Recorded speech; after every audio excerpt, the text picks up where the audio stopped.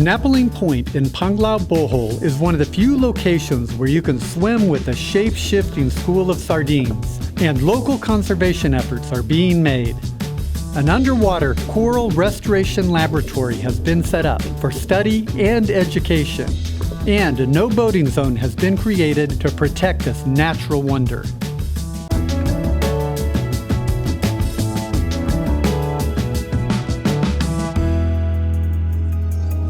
Behind me, you can see the ropes that they've put up to keep the boats from coming in and dropping anchor on the reef. So the reef runs right along here, just right off the shore, and just outside of the rope, water drops off to over 50 meters, so it makes it a great place for freediving. Ray from Vesna Panglao Conservation will tell us more.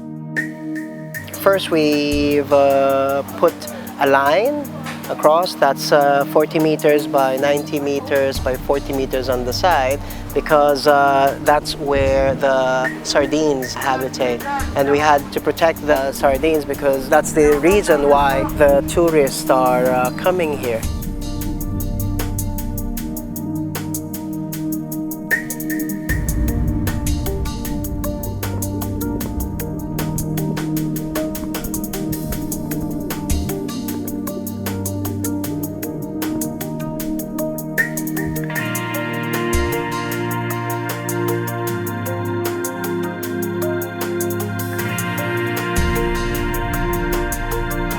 Also, there are lots of species of fish there and corals, and before the line was installed, a lot of fishermen would come here, harvest the sardines, harvest the fish. Since it's also a dive area, it's a safety issue. While we're diving in the area, speedboats and the fishing boats and diving boats would pass by on top of us.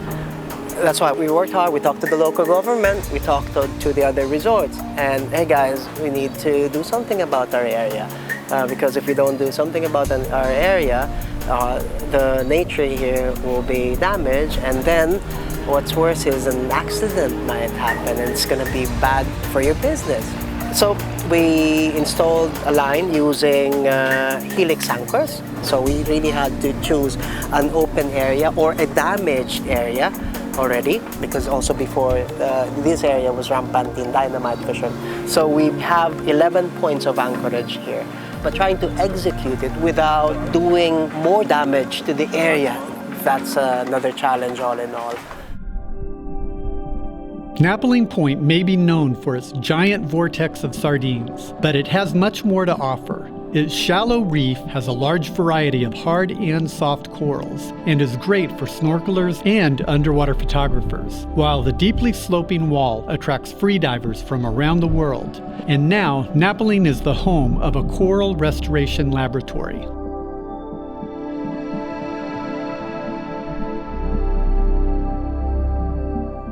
We started early this year with the help of an environmental group from Czech Republic, the Zule Beret. We started a coral laboratory. It's right here, wherein we made a structure, but the primary purpose of the coral laboratory to monitor the progress of coral in this specific area. Vesna Conservation let me tag along during the installation of the coral laboratory and document the progress. Attilio will tell us more about creating the underwater laboratory. We've prepared some concrete blocks and we've prepped them for coral plantation, meaning we've drilled small holes, we've prepped some labeling as well. We drilled holes because this is where we're going to be using coral paste to plant the fragments, the coral fragments that we will collect on a separate dive. Now we have to prepare a glue, special glue for coral fragments. It have to be only small size. I think today we will be able to prepare only around 30 coral fragments. You will take a glue, put on the cement block like this, and you take a coral fragments the size around 7 centimeters, and put the coral here and press like this, like volcano. Like a volcano.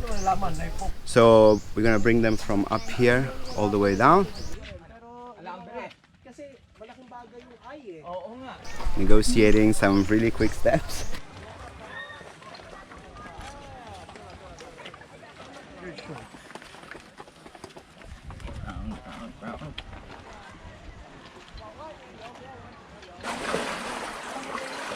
And once they're there, we're going to be using lift bags. We're going to inflate them with our tanks from our Scuba, and then we're going to gently lower these blocks into position. We're going to lay them out in a triangular shape in a sandy area, not too close to coral, but see where there is enough current and there is enough fish swimming around to ensure, a similar ecosystem. Once those blocks are lowered and into position, we're also going to be taking two new structures that we have created.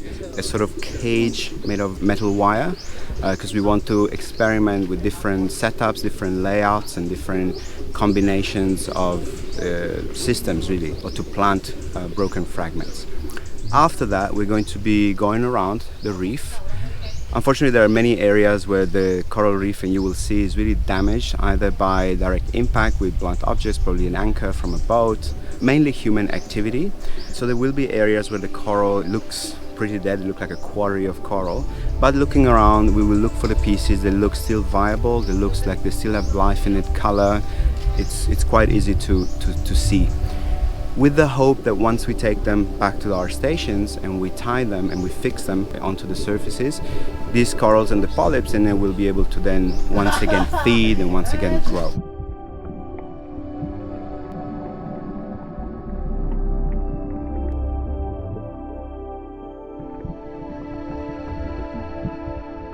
So the difficulty in that lies in the fact that when we pick up a coral from a debris bed, we're not quite sure whether it's alive or not. So we have to kind of wait and see. And so far we have seen a pretty high mortality rate, and that's why we have chosen a different location. We have chosen a slightly deeper location. There will be less interference from algae and from plants growing closer to shore. There will be less interference from snorkelers also, who might be just be curious. So we're hoping that with this new location, we'll kind of give it a better chance of survival. We then want to experiment with the metal wire, and it's like a cage, it's like a half dome shape, just to give ourselves also a term of comparison with the activities, and over time monitor the growth rate of different types of coral. It's also important that we try and select as wide a variety of corals as possible, so we don't have a monoplantation of the same coral. So for that end, we have to we have to pray we're lucky to find enough different coral with enough viability for us to plant it. We will plant it, or we'll attach it rather, using a special coral gum. It's widely available and it's used a lot in aquariums sometimes. Consists of toothpaste, and we'll show you how it's done later.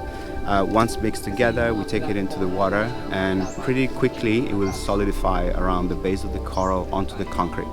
And that's why we drill those holes to make sure it's a rough enough surface for it to get attached.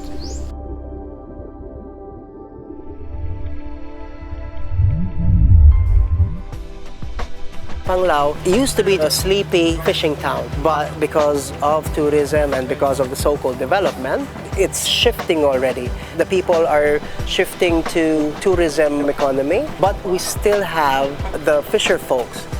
Yes, we need to balance, and we need to have cooperation with them so that everything will be sustainable.